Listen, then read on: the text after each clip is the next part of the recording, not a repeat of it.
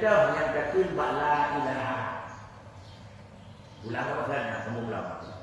La ilaha maknanya la ma'budah bihaqqin. Hana zat yang tersemah dengan sebenarnya. Nyanyi hananya nyata. Yang misi Yang hana dua bos itu istilah istilah nyanyi hana. Pakai dia nyanyi hana karena memang rohana.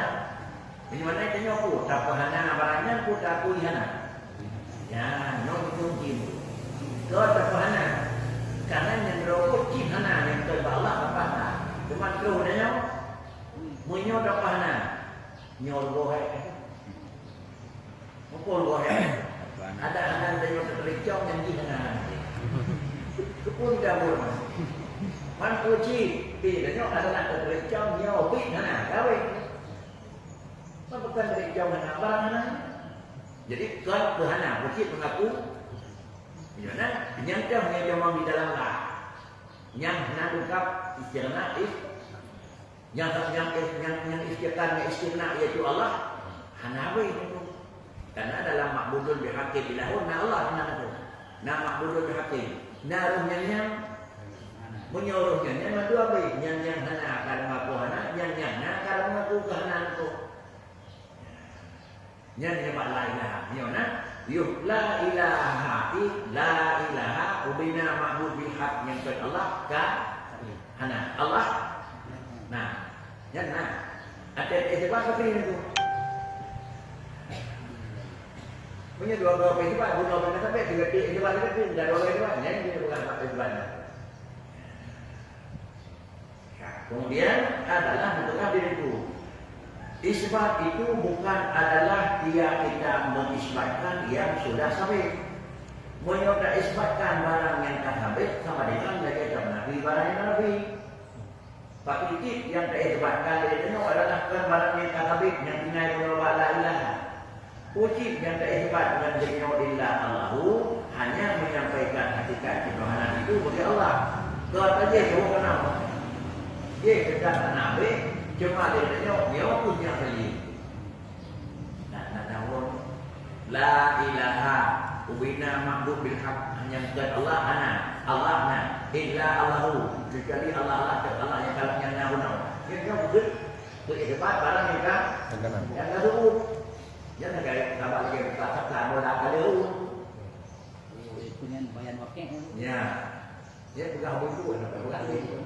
Teman puji adalah ye ledanya tetap anabi illa Allahu kota adanya haji kenapa sedikit dahih yang sebenarnya yang layak memberi Allahu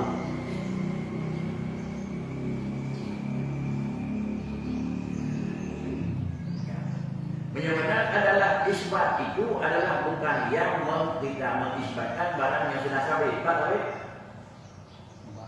la ilaha